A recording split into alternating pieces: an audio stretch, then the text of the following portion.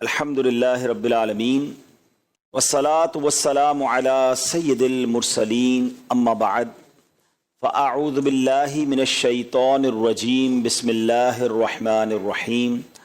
پڑھیے الصلاة والسلام علیک یا رسول اللہ وعلی آلک واصحابک یا حبیب اللہ. الصلاة والسلام علیک یا نبی اللہ وعلی آلک واصحابک یا نور اللہ. رنج و غم مٹانے والے آقا رسول خدا احمد مجتبی صلی اللہ تعالی علیہ وآلہ وسلم نے فرمایا، جو مجھ پر ایک مرتبہ درود پاک پڑھے اللہ پاک اس پر 10 رحمتیں نازل فرمائے گا. جو مجھ پر 10 بار درود پاک پڑھے رب کریم اس پر 100 رحمتیں نازل فرمائے گا. اور جو مجھ پر 100 مرتبہ درود پاک پڑھے اللہ پاک اس کی دونوں آنکھوں کے درمیان لکھ دے گا کہ یہ بندہ منافقت اور جہنم کی آگ سے آزاد ہے. سبحان اللہ. نام حضرت پہ لاکھ بار درود، نام حضرت پر لاکھ بار درود، بے عدد اور بے شمار درود. ہم کو پڑھنا خدا نصیب کرے دم بدم اور بار بار درود. مومنوں آپ پر پڑھے جاؤ با ادب اور با وقار درود. جو محب نبی ہے اے کافی، جو محب نبی ہے اے کافی، چاہیے اس کو بار بار درود. ذرا غور کیجئے کہ 100 بار درود پاک پڑھنے میں وقت ہی کتنا لگتا ہے، انعام کتنا بڑا ہے کہ اس کی دونوں آنکھوں کے درمیان یہ لکھ دیا جاتا ہے کہ یہ بندہ منافقت اور جہنم کی آگ سے آزاد ہے. الصلاۃ والسلام علیک یا رسول اللہ، یہ بھی درود پاک ہے. صلی اللہ تعالی علی محمد صلی اللہ علیہ وسلم، یہ بھی درود پاک ہے. آپ اگر شارٹ سے مختصر سے درود پاک پڑھنا شروع کریں تو غالباً 15 سے 20 منٹ میکسیمم آپ کے 100 درود پاک پورے ہو جائیں گے. اور انعام اتنا بڑا، میں چوٹ کرنے کے لیے کہتا ہوں، اگر ہمیں یہ کہا جائے کہ جناب 100 بار جو درود پاک پڑھے گا اس کو 10,000 روپے ملیں گے، بندہ کہے یار 15 منٹ میں 10,000 روپے، 1000 بار درود پاک پڑھے گا تو 1,00,000 روپے ملیں گے. سبحان اللہ. اب دنیا کا اگر کوئی انعام اعلان کر دیا جائے تو سارے ہی لوگ اسے کرنے کے لیے تیار ہو جاتے ہیں. یہ آخرت کا کتنا بڑا انعام ہے. ہر درود پر 10 رحمتیں. آپ یقین کریں کروڑوں روپے خرچ کر کے بھی ایک رحمت نہیں خریدی جا سکتی. اللہ نہ چاہے جس پر رحمت، کون رحمت لے سکتا ہے؟ مگر درود پاک سبحان اللہ ہر درود پر رحمتیں برس رہی ہیں. اس وقت جو حالات چل رہے ہیں، معاملات چل رہے ہیں، ہم سب چاہتے ہیں ہماری بھی حفاظت رہے، ہمارے بچوں کی، ہمارے کاروبار کی، ہمارے گھر بار کی حفاظت رہے. ہم سفر پر جائیں تو خیر سے جائیں، واپس بھی خیر سے آئیں. تو سبحان اللہ مجھے بتائیے جس پر رحمت الہی برستی رہے تو اس کی کیسی حفاظت ہو جائے گی. تو گھر سے نکلے تو درود پڑھیں، سفر میں درود پڑھیں، بچوں کو کہیں کہ وہ گھر پہ درود پاک پڑھیں، تو انشاءاللہ یہ سارا رحمتوں کا حصار جو ہے ہمارے ارد گرد رہے گا. اللہ مجھے بھی اور آپ کو بھی کثرت سے درود پاک پڑھنے کی توفیق عطا فرمائے. آئیے مل کر محبت کے ساتھ بآواز بلند درود پاک پڑھ لیں. صلو علی الحبیب صلی اللہ تعالی علی محمد صلی اللہ علیہ وسلم. نبی کی شان میں ہو جس قدر درود پڑھو، محبوں پاؤ گے جنت میں گھر درود پڑھو. 1000 درد کو یہ ایک دوا کفایت ہے، 1000 درد کو یہ ایک دوا کفایت ہے. جو پیش آئے ذرا بھی خطر درود پڑھو. ایک بار پھر درود پاک پڑھ لے. صلو علی الحبیب صلی اللہ تعالی علی محمد صلی اللہ علیہ وسلم. میرے پیارے اسلامی بھائیو، علامہ ابن حجر رحمۃ اللہ تعالی فرماتے ہیں درود پاک ایک نیکی نہیں ہے. سبحان اللہ. ہم درود پڑھتے بعضوں کا سمجھتے ہیں ایک نیکی کمال، یہ کئی نیکیوں کا مجموعہ ہے۔ درود پڑھنے سے ایمان تازہ ہوتا ہے، یہ ایک نیکی۔ درود کی برکت سے نبی پاک علیہ الصلوۃ والسلام پر یقین بڑھتا ہے، یہ دوسری نیکی۔ درود پاک پڑھنے میں تعظیم مصطفیٰ ہے، رسپیکٹ آف رسول اللہ صلی اللہ تعالی علیہ وسلم ہے، یہ تیسری نیکی۔ درود پاک پڑھنے سے آخرت پر ایمان پکا ہوتا ہے، یہ چوتھی نیکی۔ درود پاک میں نبی پاک علیہ الصلوۃ والسلام کے احسانات کا ذکر ہے، یہ پانچویں نیکی۔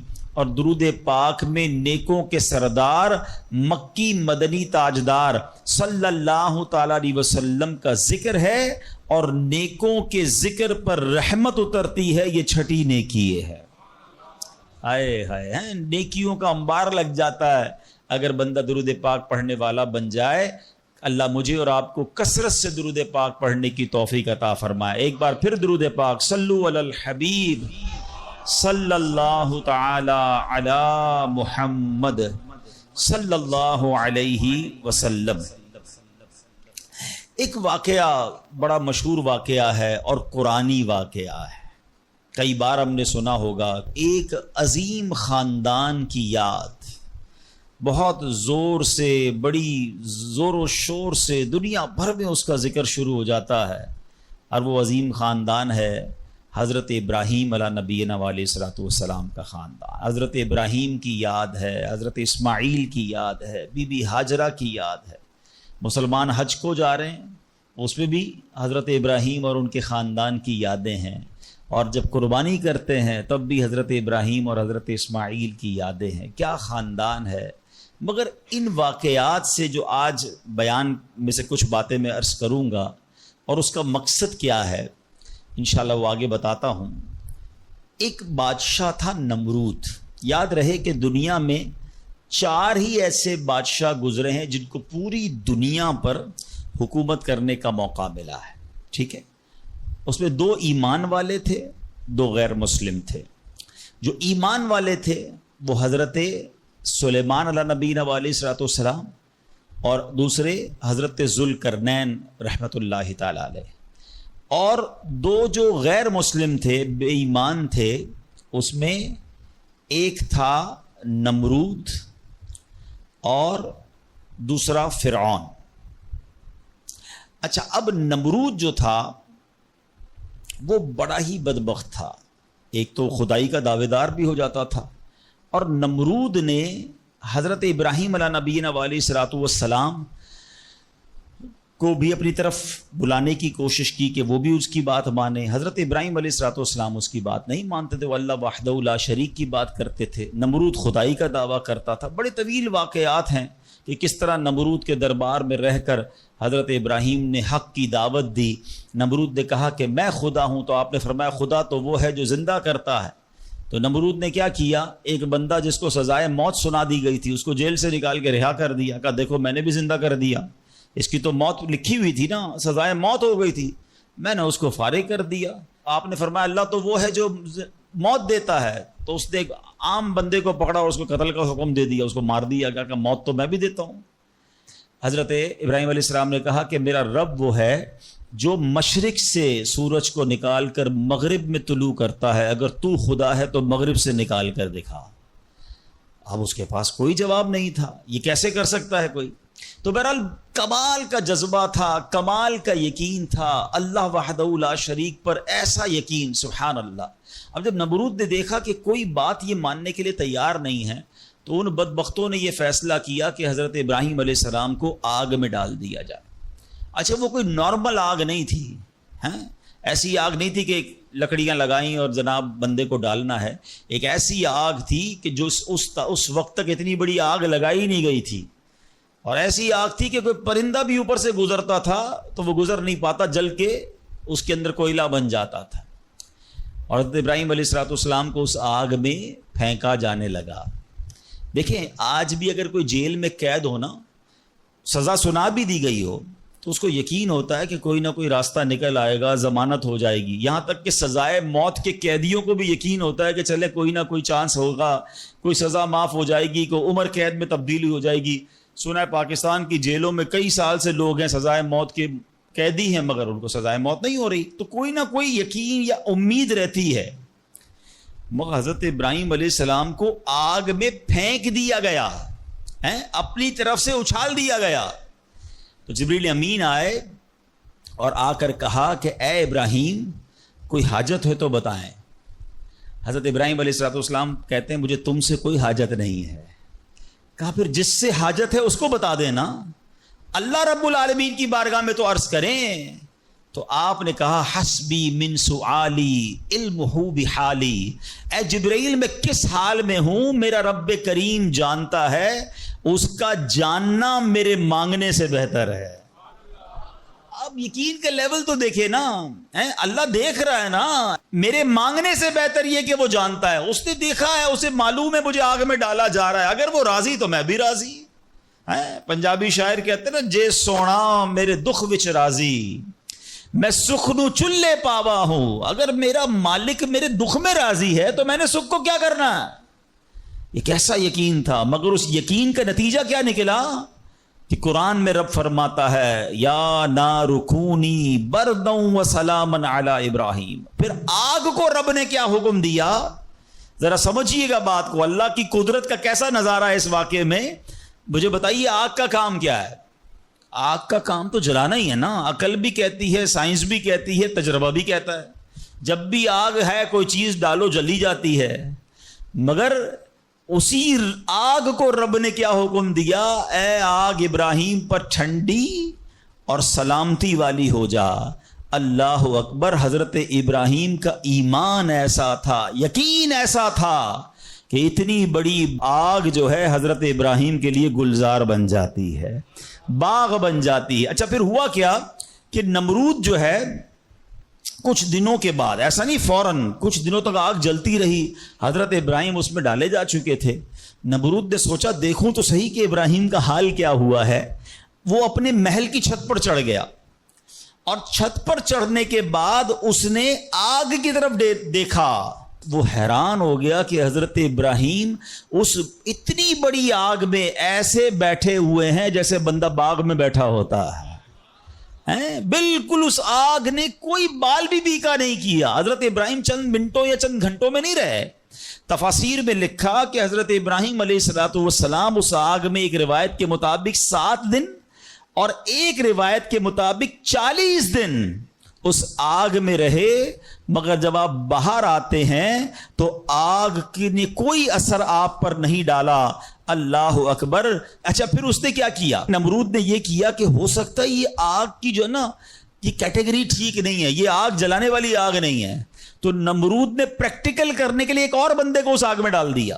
حضرت ابراہیم اس آگ میں موجود ہیں اور بڑے نارمل طریقے سے بیٹھے ہوئے ہیں، آگ جل رہی ہے، تو نمرود نے ایک اور شخص کو آگ میں ڈالا۔ جیسے ہی وہ بندے کو آگ میں ڈالا، اس آگ نے اس بندے کو جلا کر راکھ کر دیا۔ یعنی اس آگ کا کام جلانا تھا، مگر میرا رب جس کے لیے چاہے وہ آگ گلزار بن سکتی ہے۔ اللہ اکبر۔ آپ علیہ السلام کا جب یہ معجزہ لوگوں نے دیکھا تو کئی لوگ کلمہ پڑھ کر مسلمان ہو گئے، مگر نمرود کے نصیب میں ایمان نہیں تھا۔ لیکن اس واقعے سے سیکھنے کو کیا ملا؟ یقین، بلیف، اللہ پر بھروسہ۔ اور اگر رب پر بھروسہ ہونا تو ایسے کا کام آج بھی اپنی آنکھوں سے ہم دیکھ سکتے ہیں۔ ہاں، شاعر مشرق کہتے ہیں نا، اگر آج بھی ہو ابراہیم سا ایمان پیدا، there is only one condition، ایمان وہ چاہیے، یقین وہ چاہیے۔ اگر آج بھی ہو کیسا ایمان؟ ابراہیم سا ایمان پیدا، آگ کر سکتی ہے انداز گلستاں پیدا۔ آج بھی غموں کی آگ باغ بنے گی، آج بھی آپ کی مشکلوں کی آگ باغ بنے گی، مگر پرابلم یہ کہ یہ بھروسہ کہاں ہے، وہ یقین کہاں ہے اللہ پر؟ ڈگمگا گئے ہم لوگ، ہمارے یقین اور بھروسے ہل گئے ہیں۔ اللہ اکبر۔ آئیے ایک اور واقعہ سنتے۔ حضرت ابو مسلم خولانی رحمت اللہ تعالی علیہ، ان کو امت کا حکیم کہا جاتا تھا، بڑے کمال کی شخصیت اور بڑے عقل مند اور دانا تھے۔ آپ کے دور میں، آپ یمن میں رہتے تھے اور آپ تابعی بزرگ ہیں۔ تابعی کس کو کہتے ہیں؟ جس نے کسی صحابی کو ایمان کی حالت میں دیکھا ہو اور اس کا خاتمہ بھی ایمان پر ہی ہوا ہو. تابعی، سبحان اللہ، وہ تابعی بزرگ تھے، یمن میں رہتے تھے. آپ کے دور میں ایک شخص تھا اسود انسی. اس بندے نے معاذ اللہ نبوت کا جھوٹا دعویٰ کر دیا اور ایک دن زبردستی آپ کو اپنے پاس بلایا اور پوچھا کہ کیا تم گواہی دیتے ہو کہ محمد صلی اللہ تعالی علیہ وسلم اللہ کے رسول ہیں؟ کہا ہاں بالکل، میرے آقا علیہ الصلوۃ والسلام اللہ کے نبی ہیں، سچے نبی ہیں، وہ میرے آقا ہیں، میں ان پر ایمان رکھتا ہوں. تو پھر وہ کہتا ہے اچھا یہ گواہی دیتے ہو کہ میں بھی اللہ کا رسول ہوں؟ حضرت ابو مسلم خولانی کہتے ہیں کہ میں نے نہیں سنا تم کیا کہتے ہو، یعنی سنا ہی نہیں اس کی بات، سنی انسنی کر دی. اسود انسی کو بڑا غصہ آیا اور اس نے فوراً حکم جاری کیا کہ بڑی اور خوفناک آگ جلائی جائے. آگ جلائی گئی. ابو مسلم رحمت اللہ تعالی کو اس دہکتی آگ میں ڈال دیا جائے، حکم دے دیا. آپ کا ایمان ٹس سے مس نہیں ہوا، آپ کھڑے رہے اور آپ کو اٹھا کر آگ میں ڈال دیا گیا. سبحان اللہ، جس رب نے حضرت ابراہیم کے لیے آگ کو ٹھنڈا کیا تھا نا، گلزار کیا تھا، ابو مسلم خولانی رحمت اللہ تعالی علیہ کے لیے بھی وہ آگ سلامتی والی ہو گئی. بالکل صحیح سلامت آگ سے باہر آ گئے. اسود انسی نے جب یہ دیکھا کہ یہ اتنی بڑی کرامت، اب یہ لوگوں کو پتہ چل جائے گا تو میری تو نبوت کا جو دعویٰ ہے وہ بیڑا غرق ہی ہو جائے گا، تو ان کو آزاد بھی کر دیا اور کہا کہ فوراً یہاں سے آپ چلے جائیں. تو آپ کو یمن سے نکال دیا. آپ یمن سے نکلے اور مدینہ منورہ حاضر ہو گئے. غلامی میں نہ کام آتی ہے شمشیریں نہ تدبیریں، غلامی میں نہ کام آتی ہیں نہ شمشیریں نہ تدبیریں، جو ہو ذوق یقین پیدا تو کٹ جاتی ہیں زنجیریں، کوئی اندازہ کر سکتا ہے اس کے زور بازو کا، نگاہ مرد مومن سے بدل جاتی ہے تقدیر. بات یقین کی ہے، بات ایسے کس کو کہتے ہیں، ایمان کی ہے. آج تو پرابلم یہ، آج ہمیں کوئی سوال کر دے ہم ٹینشن میں آ جاتے ہیں کہ واقعی اس بات کی دلیل کیا. اپنے ایمان کے بارے میں لوگ تذبذب کا شکار ہو جاتے ہیں. اللہ ایک ہے، اللہ واقعی موجود ہے، اللہ کہاں ہے، معاذ اللہ، ایسے ایسے سوال لوگ کر دیتے ہیں. اور چونکہ مطالعہ ہوتا نہیں ہے، علماء کی صحبت ہے نہیں. آپ سمجھیے بات کو، اس وقت جو ماحول ہے اپنے بچوں کے ایمان کی حفاظت کی فکر کرنے کا دور ہے. ہمیں پتہ ہونا چاہیے ہمارا ایمان کیا ہے، اللہ کے بارے میں، رسول کے بارے میں، فرشتوں کے بارے میں، قیامت کے بارے میں، جنت دوزخ، ہم کیا ایمان رکھتے ہیں اور اس کی ڈیٹیل کیا ہے. مسلمانوں کو اسلام کے بارے میں پتہ ہی کچھ نہیں ہے. اور اچھا جنہوں نے ایمان پر حملہ کرنا ہے ان کو سب پتا ہے، ان کو پتا ہے ان کو کیسے بہکانا ہے، ان کو پتا ہے ان کے دل میں شک کی پن کیسے چبونی ہے.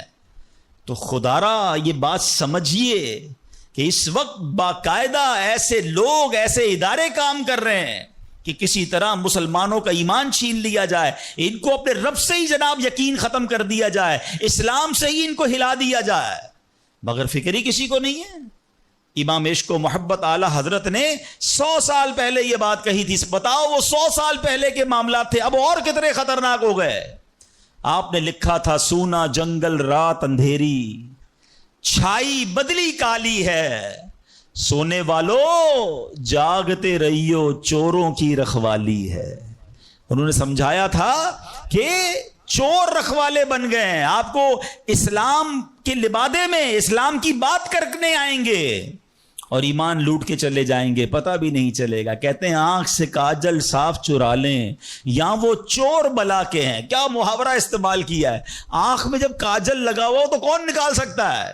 آنکھ سے کاجل صاف چرا لیں یا وہ چور بلا کے ہیں، تیری گٹھڑی تاکی ہے اور تو نے نیند نکالی ہے. یہ دور غفلت کی نیند سونے کا نہیں ہے. ہمارے بچوں کو کتنا پتا ہے اسلام کے بارے میں، خود ہمیں کتنا معلوم ہے. لیکن یقین بزرگوں کا کیسا تھا کہ جناب ان کو آگ میں ڈال دیا جاتا تھا، وہ آگ باغ بن جاتی تھی. یقیناً آج کے دور میں یہ ٹیسٹ نہیں کریں گے ہم.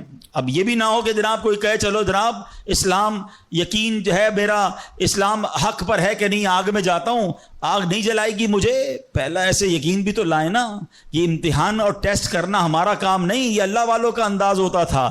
بڑی خوبصورت بات سمجھیے گا کہ ہمیں کس طرح اللہ پر بھروسہ رکھنا ہے. ایک شخص نے حضرت عیسیٰ سے کہا آپ اللہ پر کامل بھروسہ کرتے ہیں؟ کہا بالکل کرتا ہوں. کہا پھر پہاڑ سے کود جائیں. ہیں؟ اللہ نے بچانا ہوگا تو تمہیں بچا لے گا. آپ کا رب بچاتا ہے کہ نہیں بچاتا دیکھتے ہیں. کیا خوبصورت جواب دیا حضرت عیسیٰ علیہ السلام نے. آپ فرماتے ہیں اللہ پر بھروسہ ضرور رکھتا ہوں مگر اللہ کا امتحان نہیں لیتا ہوں. تو یہ بھی بات سمجھنے والی ہے. اس طرح کے ٹیسٹ نہیں لیے جاتے اپنے آپ پر, مگر ان واقعات سے سیکھنا کیا ہے کہ یقین کیسا ہونا چاہیے, رب کے فیصلوں پر اطمینان کیسا ہونا چاہیے. سبحان اللہ. انہی حضرت ابراہیم علیہ السلام کا ایک اور واقعہ ہے نا. ایک قافلہ تھا, 3 افراد ہیں, بلکہ اس میں سبحان اللہ 4 افراد ہیں. حضرت ابراہیم, حضرت اسماعیل, بی بی ہاجرہ, اور چوتھے کون تھے؟ حضرت جبرائیل. حضرت جبرائیل راستہ بتا رہے ہیں. یہ پورا قافلہ پیچھے پیچھے جا رہا ہے. کہاں جا رہا ہے؟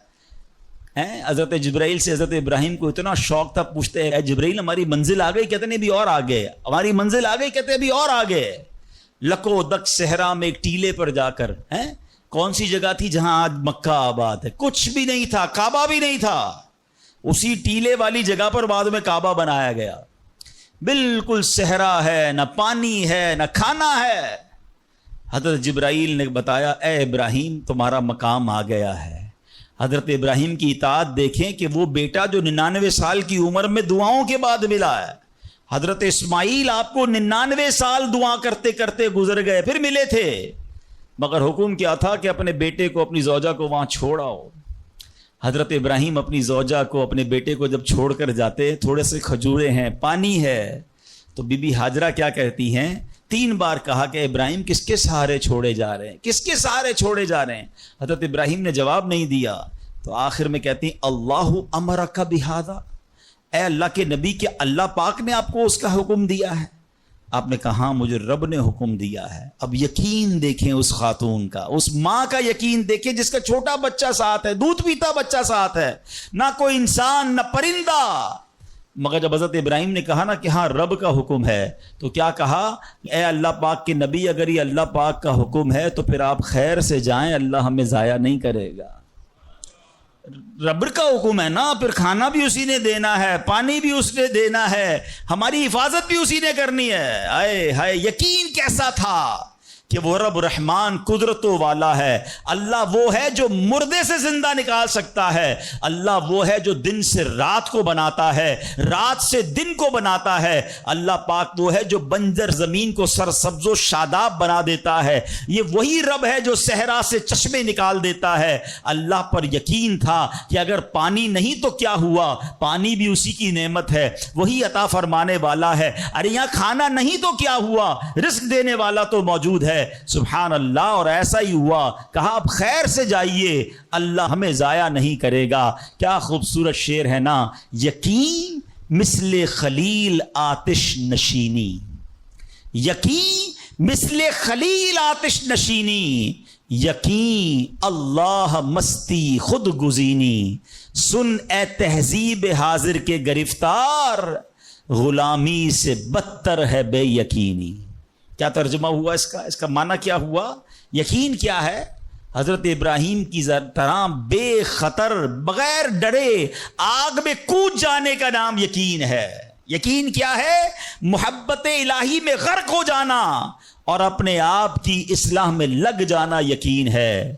اے دور حاضر کی تہذیب کے دیوانوں, بے یقینی جو ہے وہ غلامی سے بھی بری چیز ہے.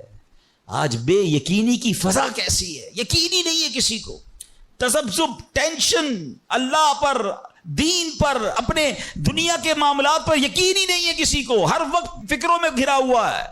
اے میرے پیارے اسلامی بھائیوں, آج غربت عام ہے, مشکلات ہیں, ہر دوسرا آدمی مشکلات پہ پھنسا ہوا ہے, لڑائی جھگڑے ہیں, نا اتفاقی ہے. دنیا میں کئی جگہ تو مسلمان بیچارے ظلم و ستم کا شکار ہیں.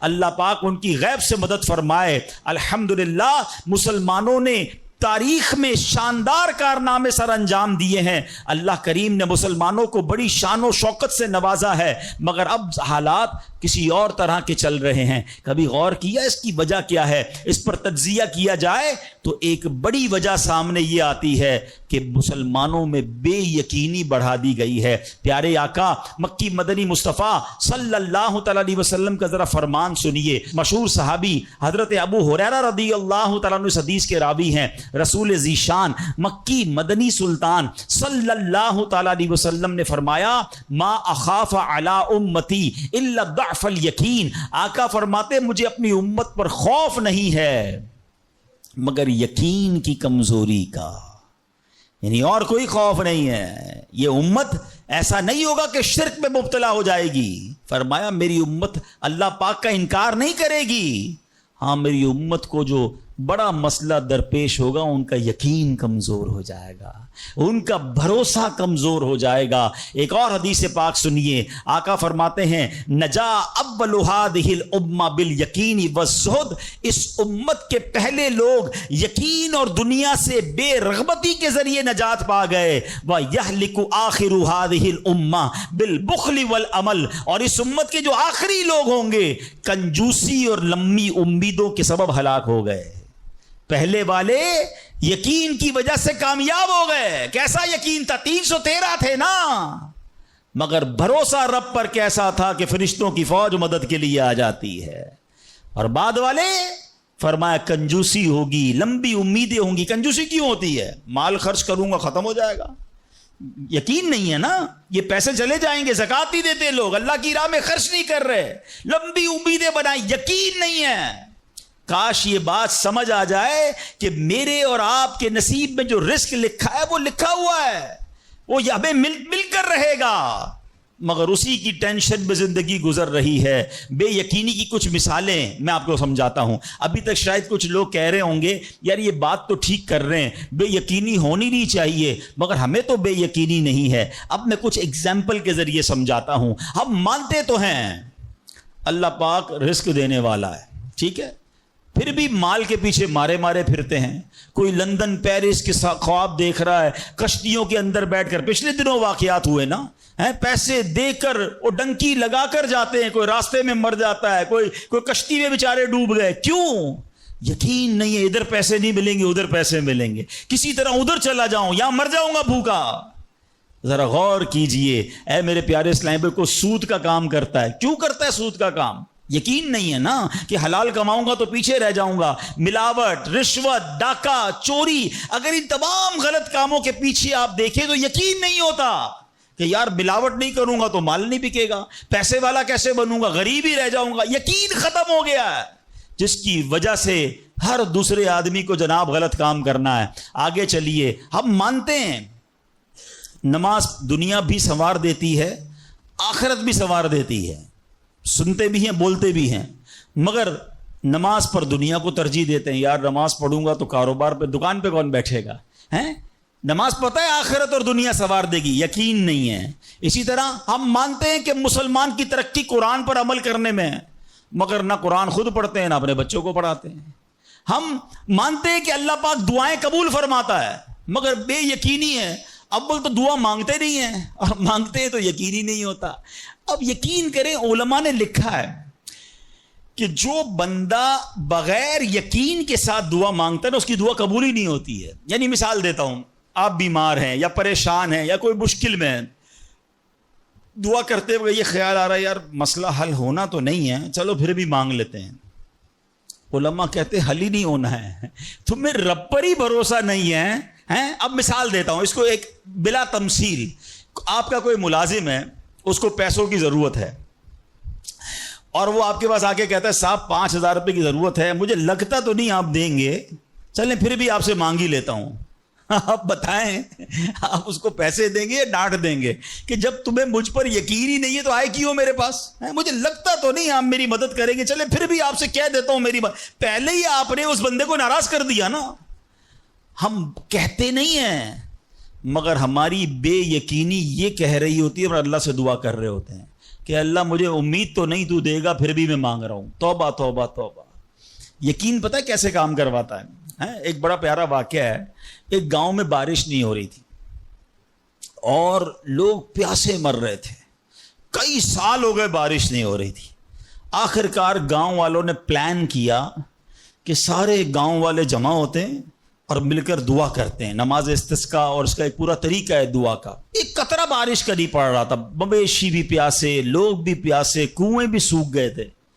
اب جب گراؤنڈ میں لوگ جمع ہوئے نا تو ایک نوجوان ہاتھ میں چھتری لے کر آیا. لوگ اس کا مذاق اڑانے لگے. ارے اللہ کے بندے, سالوں ہو گئے بارش نہیں ہوئی ہیں, تم چھتری لے کر آئے ہو. تو کہتا مانگنے کس سے آیا ہوں, اس رب نے بارش تو دینی ہے, واپسی کیا بھیگتا ہوا جاؤں گا. اور علماء کہتے ہیں جب دعا شروع ہوتی ہے تو اتنی بارش ہوتی ہے کہ پورا گاؤں بھیگتا جاتا ہے, وہ نوجوان چھتری کے سائے میں جا رہا ہے. فرمایا یہ اس نوجوان کا یقین تھا جس کی وجہ سے یہ بارش ہوئی ہے. کاش یہ بات سمجھ آ جائے. ارے رب پر بھروسہ نہیں کرو گے تو کس پر بھروسہ کرو گے؟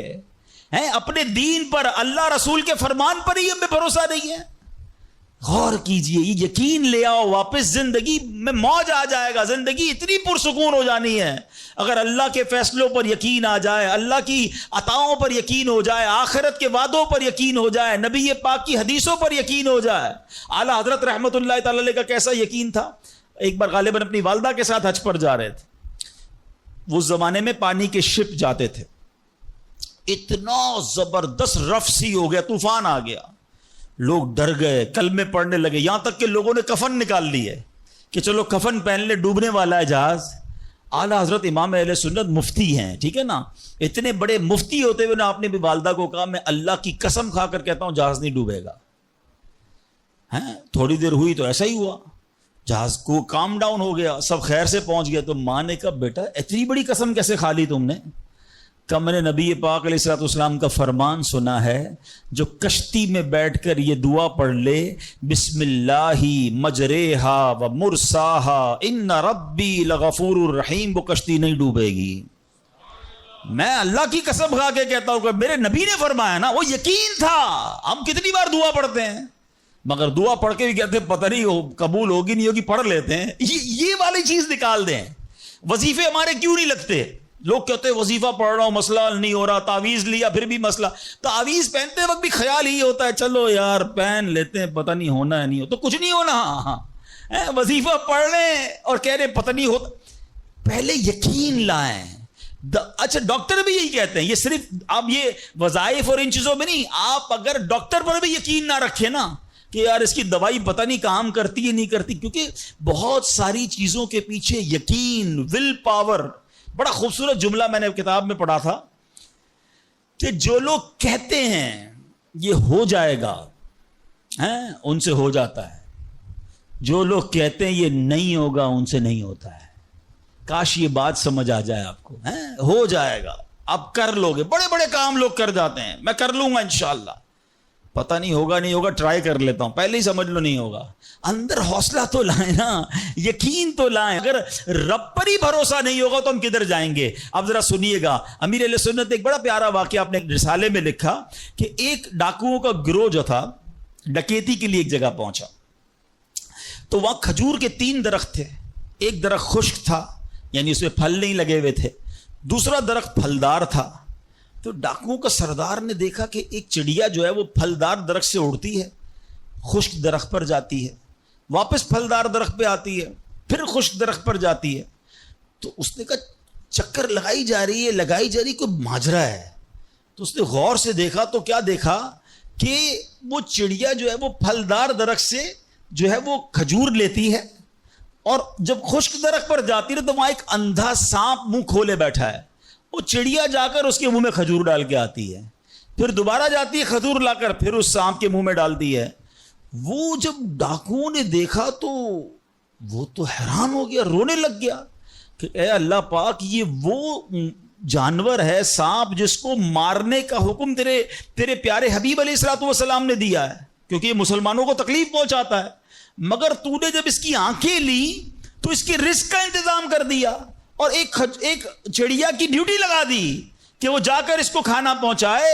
تو میں تو اشرف المخلوقات ہوں, میں تیرے بندوں کو لوٹ رہا ہوں, اے اللہ تو میری توبہ قبول فرما, میں آئندہ ایسا نہیں کروں گا. یہ رونے لگا. اب یہ سوچ رہا ہے سبحان اللہ. تو اللہ اکبر, غیب سے آواز آئی کہ اے فلاں میری توبہ کا دروازہ کھلا ہوا ہے. ڈاکو کہتا ہے یا اللہ میں نے توبہ کی. پھر غیب سے آواز آئی ہم نے تیری توبہ قبول کر لی. اچھا جب اس نے توبہ کی تو اس کے سارے ساتھی سن رہے تھے سردار آپ نے توبہ کی، ہم نے بھی توبہ کی. کہا سوچو تو صحیح، ہم ڈکیتی کر رہے ہیں، ہم چوری کر رہے ہیں، رب جب اس اندھے سانپ کو روزی دے گا تو ہمیں کیوں نہیں دے گا؟ ہم اللہ کی قدرت پر یقین کیوں نہ رکھیں؟ سب نے توبہ کر لی. اب جب توبہ کر لی تو انہوں نے کہا کہ اب ایسا کرتے ہیں کہ حج کو چلتے ہیں. سارا قافلہ بنا کر، ڈاکوؤں کا قافلہ توبہ کر کے چلا حج کرنے کو. جب مکہ پاک کے قریب پہنچے نا تو وہاں ایک نابینا بڑھیا تھی. وہ ہر قافلے والے سے اس ڈاکوؤں کے سردار کا نام لے کے پوچھتی تھی وہ بندہ آیا. تو ڈاکوؤں کا جب قافلہ ہے تو کہا میں ہی تو وہ ہوں. تو کہا یہ میرے کپڑے تمہارے لیے ہیں. بولا آپ مجھے کپڑے کیوں دے رہی ہیں؟ کہا میرا ایک بیٹا تھا اور وہ بیٹا جو ہے اس کے کچھ دن پہلے، بڑا نیک بیٹا تھا میرا، کچھ دن پہلے اس بیٹے کا انتقال ہوا ہے، یہ اسی کے کپڑے ہیں.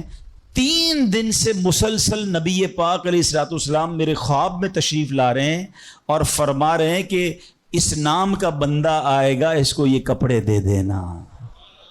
ہائے ہائے، ذرا سوچو تو صحیح، جب رب توبہ قبول کرتا ہے تو مرتبے کیسے بڑھا دیتا ہے. کاش یہ بات سمجھ آ جائے. اللہ سے بندہ جب دوستی کر لیتا ہے نا، اللہ پچھلے گناہ معاف فرما دیتا ہے، بلکہ اللہ راضی ہو جائے تو گناہوں کو نیکیوں میں بدل دیتا ہے. مگر کیسے اس ڈاکو کو توبہ نصیب ہوئی؟ یقین. کاش حرام کمانے والا، سود کا کام کرنے والا، کاش رشوت لینے والا، ڈاکہ ڈالنے والا، چوری کرنے والا یہ سوچے کہ میں کیوں کر رہا ہوں، ملاوٹ کرنے والا سوچے. اللہ پر بھروسہ تو رکھو یار، رب نے میرا نصیب لکھا ہوا، جو میرے نصیب میں مجھے مل کر رہے گا. کاش یہ بات سمجھ آ جائے. صدیق اکبر رضی اللہ تعالیٰ عنہ، مسلمانوں کے پہلے خلیفہ، جب آپ نے یہ آیت پڑھی نا قرآن پاک میں، اللہ ارشاد فرماتا ہے وَمَا مِن دَابَّةٍ فِي الْأَرْضِ إِلَّا عَلَى اللَّهِ رِزْقُهَا. اللہ فرماتا ہے اور زمین پر چلنے والا کوئی جاندار ایسا نہیں جس کا رزق اللہ کے ذمہ کرم پر نہ ہو. آپ فرماتے ہیں کہ جب سے میں نے یہ آیت پڑھ لی، خدا کی قسم میں نے روزی کی فکر کرنا چھوڑ دی ہے. کہ جب اللہ نے ہر کسی کا رزق اپنے ذمے پہ لے لیا تو مجھے کس بات کی ٹینشن ہے. کاش ہمیں یہ بات سمجھ آ جائے کہ ہمیں اب ذرا غور کریں. ابھی یہ اجتماع ختم ہوگا، اگر میں آپ سب کو کہوں کہ بتائیں آپ کے لیے کیا دعا کروانی ہے، تو تقریباً 70-80% لوگوں نے پتہ ہے کیا کہنا ہے. حضور روزی میں برکت کی دعا کر دیں، کاروبار میں برکت کی دعا کر دیں، نوکری نہیں لگ رہی اس کی دعا کر دیں. میں نہیں کہتا یہ دعا نہیں کرنی چاہیے، اللہ سے نہیں مانگیں گے تو کس سے مانگیں گے؟ لیکن کوئی تو کہے کہ میری ایمان پر موت کے لیے دعا کر دیں، میری قبر جنت کا باغ بن جائے اس کے لیے دعا کر دیں، میں آخرت میں جاؤں تو اللہ مجھ سے راضی ہو جائے اس کے لیے دعا کر دیں. فرق دیکھیں، میری اور آپ کی ٹینشن کیا ہے؟ دنیا، روزی، مال. حالانکہ اس کا وعدہ ہے، دانے دانے پر لکھا ہے کھانے والے کا نام، مجھے مل کر رہے گا. مگر اللہ نے مغفرت کا وعدہ نہیں کیا ہے. اس کی دعا کہاں ہے؟ اس کی ٹینشن کیوں نہیں ہے؟ ایسے کئی لوگ مجھے بھی ملے، آپ کو بھی ملے ہوں گے، یار رات کو نیند نہیں آ رہی، کیوں؟ بس یار کاروبار کی ٹینشن بہت ہے. کبھی زندگی میں ایک رات میری اور آپ کی ایسی گزری کہ اس ٹینشن میں نیند نہ آئی ہو کہ قبر میں جاؤں گا تو قبر جنت کا باغ بنے گی یا دوزخ کا گھڑا بنے گی؟ کلمے والی موت ملے گی کہ نہیں؟ جنت میں جاؤں گا یا دوزخ میں جاؤں گا؟ میزان عمل پر جب اعمال تولے جائیں گے، گناہ کا پلڑا بھاری ہوگا یا نیکیوں کا پلڑا بھاری ہوگا؟ یار آج جون جولائی کی گرمی، ہیٹ اسٹروک کی باتیں ہو رہی ہیں، 50 ڈگری میں حال برا ہو گیا. سورج 1 میل پر جب ہوگا اور لوگوں کی پیاس زبان سے باہر زبانیں آئیں گی، مجھے جام کوثر نہ ملا تو میرا کیا بنے گا؟ کبھی اس کی ٹینشن، اس کا وعدہ نہیں ہے. یہ اللہ سے دعا کرنی ہے، اس کے لیے کوشش کرنی ہے.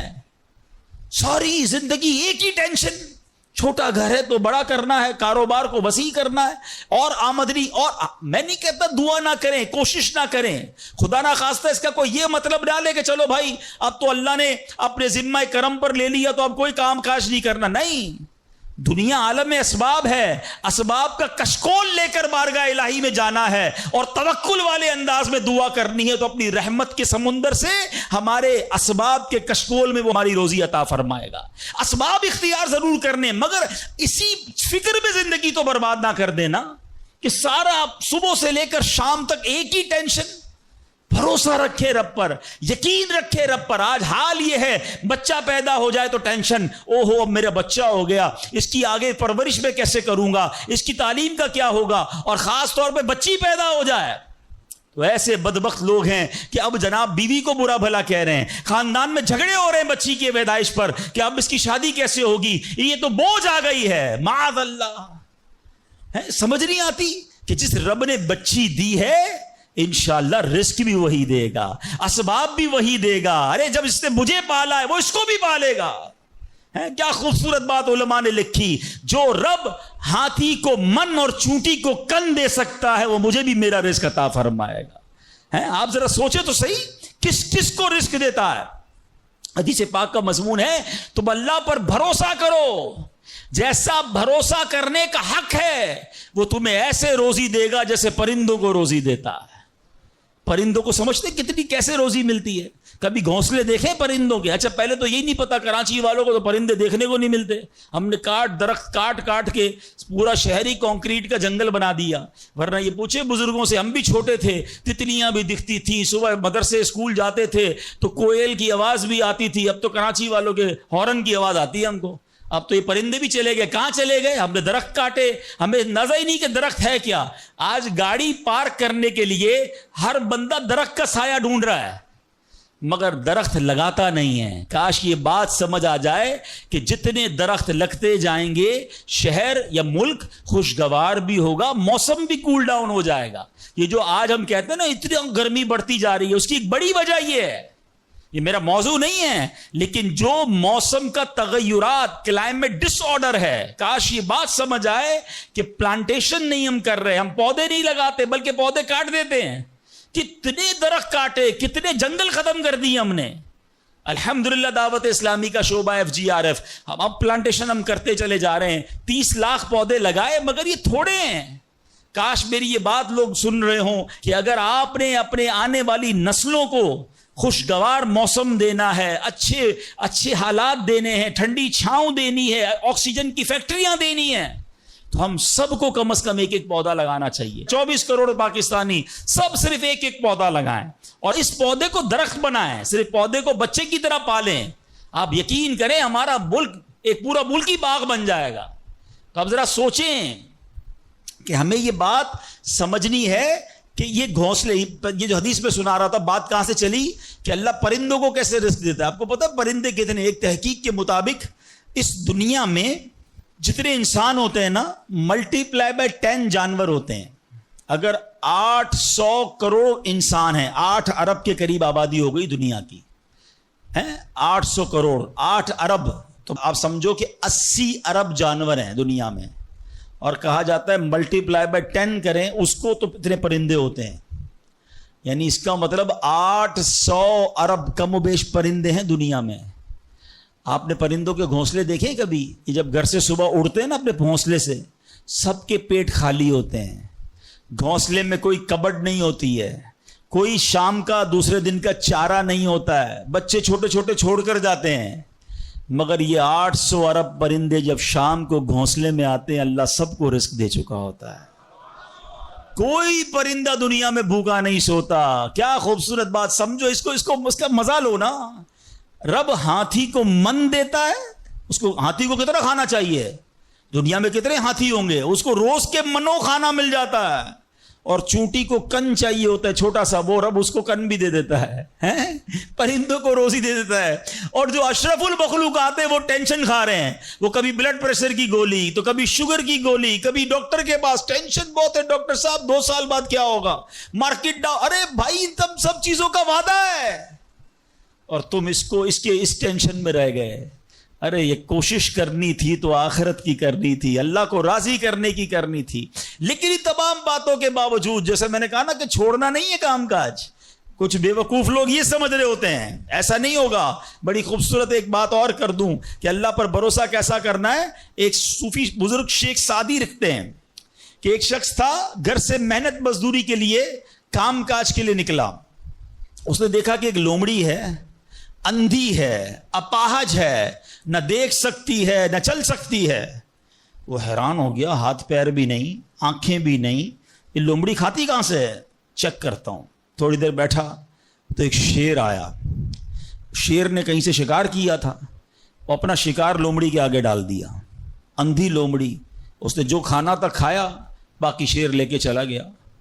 اس نے کہا کمال ہے جناب, اپاہج لومڑی کو رب رزق دیتا ہے, تو مجھے کیا ضرورت ہے نوکری کرنے کی, مجھے کیا ضرورت ہے کام کاج کرنے کی. جا کے بیٹھ گیا مسجد میں, 3 دن ذکر کرتا رہا, عبادت کرتا رہا, ایک دانہ کھانے کو نہیں ملا. اللہ اللہ اللہ اللہ کر رہا ہے. اس کے بعد جب بھوک سے بحال ہو گیا تو اللہ سے فریاد کی, یا اللہ مجھے کوئی رزق نہیں ملا. کیا شاندار ارشاد ہوتا ہے. ابھی کیسا زبردست جملہ ہے. ارشاد ہوا تو نے لومڑی دیکھی ہے, شیر نہیں دیکھا ہے. لومڑی کیوں بننا ہے, شیر بننا. اپنا رزق بھی کما اور دوسرے کو کھلانے والا بن جا. کچھ لوگ سمجھتے مجھے کوئی اور کھلا ہے, میں اب میرا بھائی کما رہا ہے, میں گھر میں بیٹھا مزے کرتا رہا ہوں. نہیں, فرمایا ایک بلکہ واقعہ آتا ہے, ایک بزرگ کے بارے میں آتا ہے. ایک شخص گیا, کہا میں نمازیں پڑھ رہا ہوں, عبادت کرتا ہوں, میرا بھائی مجھے سپورٹ کرتا ہے, وہ روزی کماتا ہے. فرمایا تیرا بھائی تجھ سے زیادہ افضل ہے. اللہ کو یہ پسند ہے کہ بندہ اپنے ہاتھ سے کمائے, کسی پہ ڈیپینڈیبل نہ رہے, کسی پر بوجھ نہ رہے. یہ شریعت کو محمود ہے. کوشش کرنی ہے, پھر اس کے بعد اللہ پر چھوڑ دینا ہے. کوشش سے انکار نہیں ہے, مگر صرف کوشش کرتے کرتے نمازیں بھی جا رہی ہیں, بھروسہ بھی رب پہ جا رہا ہے, یقین بھی ختم ہو رہا ہے, صبح سے شام مال کما رہا ہے, یہ پسندیدہ نہیں ہے.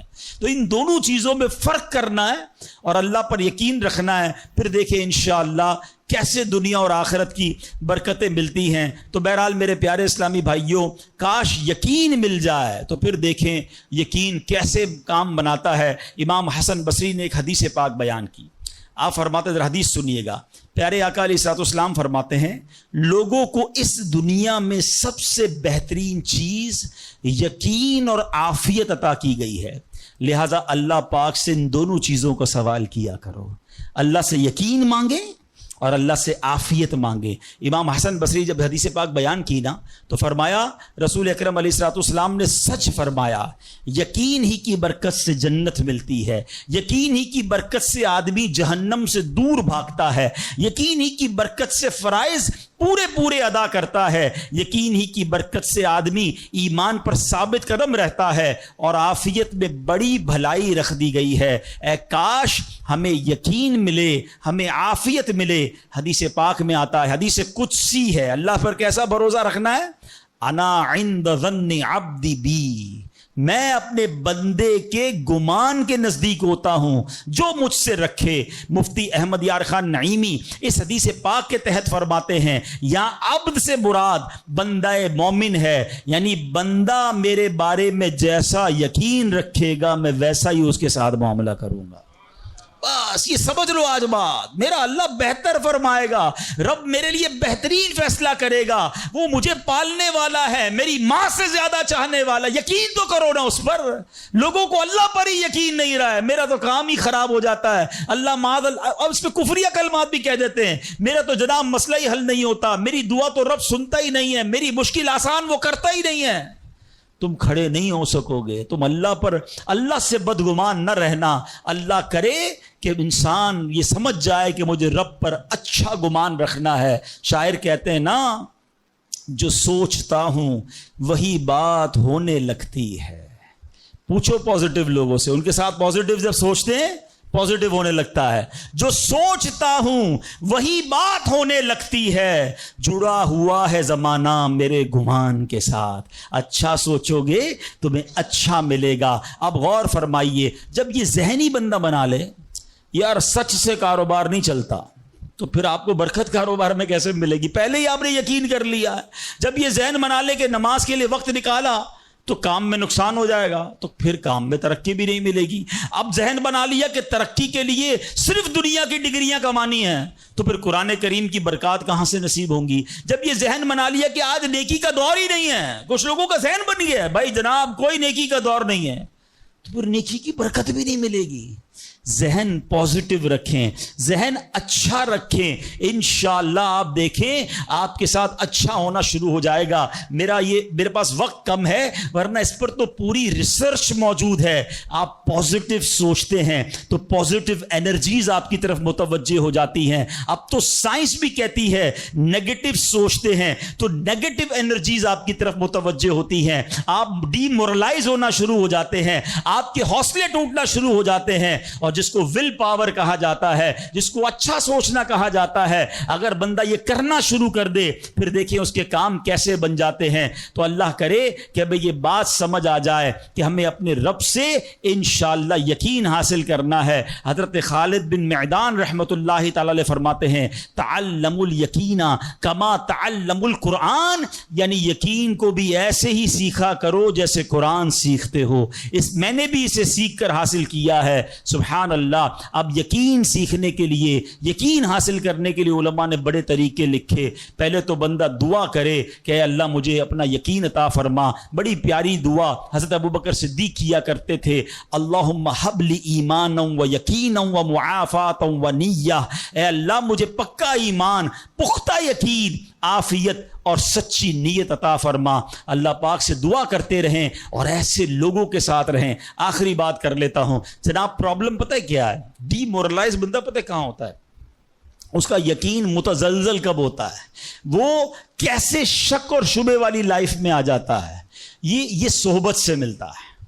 آپ جب اللہ پر پکا یقین کرنے والے لوگوں میں بیٹھتے ہیں نا, آپ کا یقین بھی بڑھنا شروع ہو جاتا ہے. یار اس کو اللہ پر کتنا بھروسہ ہے, بیمار ہے پھر بھی کہتا ہے میرا رب کریم ہے, پریشان ہے پھر بھی کہتا ہے اللہ کی رضا پر راضی ہوں, میرا رب سب ٹھیک کر دے گا. جب ایسے لوگوں کے ساتھ آپ بیٹھتے ہیں نا, آپ کا یقین توکل بھی مضبوط ہونا شروع ہو جاتا ہے, بندہ اسٹرانگ ہونا شروع ہو جاتا ہے. اور جب بندہ بیٹھتا اٹھتا ہی ایسے لوگوں میں ہے جو ہر وقت مایوسی کی باتیں کرتے ہیں, ہر وقت جناب آنے والے خطرات اور پریشانیوں کا ہی ذکر کرتے رہتے ہیں, ارے بھائی کچھ نہیں ہونا, سب برباد ہو گیا ہے, سب ختم ہو گیا. ان کے پاس جب بیٹھو ایسا لگتا ہے سب کچھ تباہ ہونے والا ہے.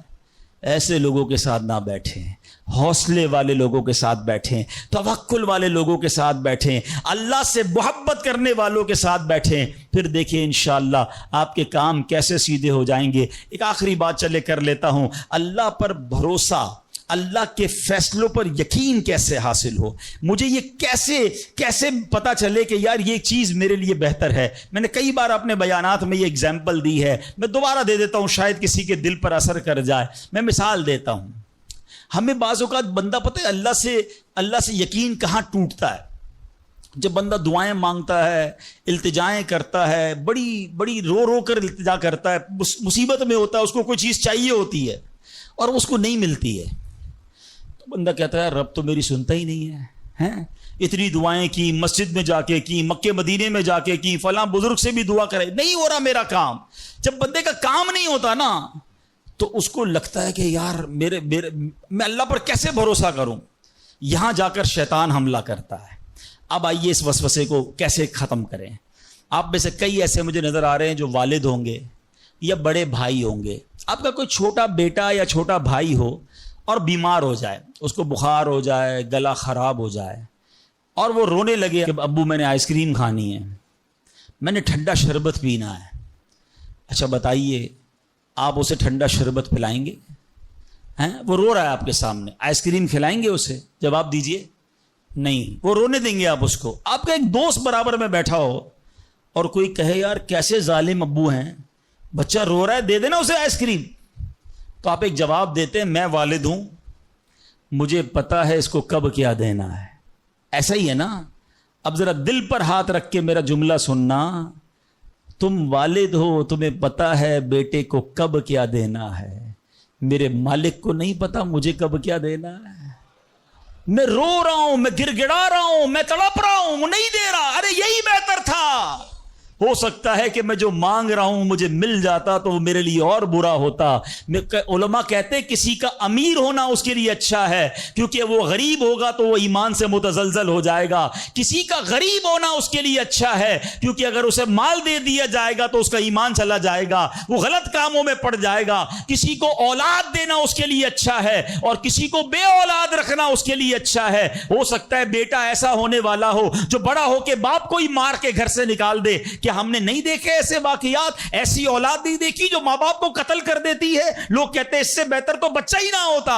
ارے رب بہتر جانتا ہے مجھے کیوں بیٹا نہیں مل رہا، مجھے کیوں بیٹی نہیں مل رہی، مجھے کیوں اولاد نہیں ہو رہی، مجھے کیوں مال نہیں مل رہا، میں اب تک گھر کیوں نہیں لے سکا۔ ہو سکتا ہے میرے رب نے اس کے بدلے میرے لیے بہت ساری نعمتیں رکھی ہوں۔ کاش یہ بات سمجھ آ جائے۔ مجھے ایک بات بتاؤ نا، میری ماں، آپ کی ماں، دنیا میں سب سے زیادہ ہم سے پیار کون کرتا ہے؟ ہماری ماں کرتی ہے۔ کبھی ماں ہمارے لیے غلط فیصلہ کر سکتی ہے؟ نہیں کر سکتی۔ ارے جو ماں میرا اچھا سوچتی ہے، اس ماں کے دل میں جس نے ممتا ڈالی ہے، جو کروڑوں ماؤں سے زیادہ مجھے چاہنے والا ہے، وہ میرے بارے میں کیوں نہ اچھا فیصلہ فرمائے گا۔ کاش یہ یقین آ جائے کہ جو رب نے کیا ہے وہی بہتر کیا ہے۔ سبحان اللہ۔ زندگی کا ایک اصول بنا لو، میرا کام، جب آپ کا کام ہو جائے نا تب بھی کہو اللہ کا شکر ہے، اور جب کام نہ ہو کہو جب بھی اللہ کا شکر ہے۔ میرے لیے یہی بہتر ہوگا۔ آپ مزے میں آ جاؤ گے، اللہ سے دوستی کر لو۔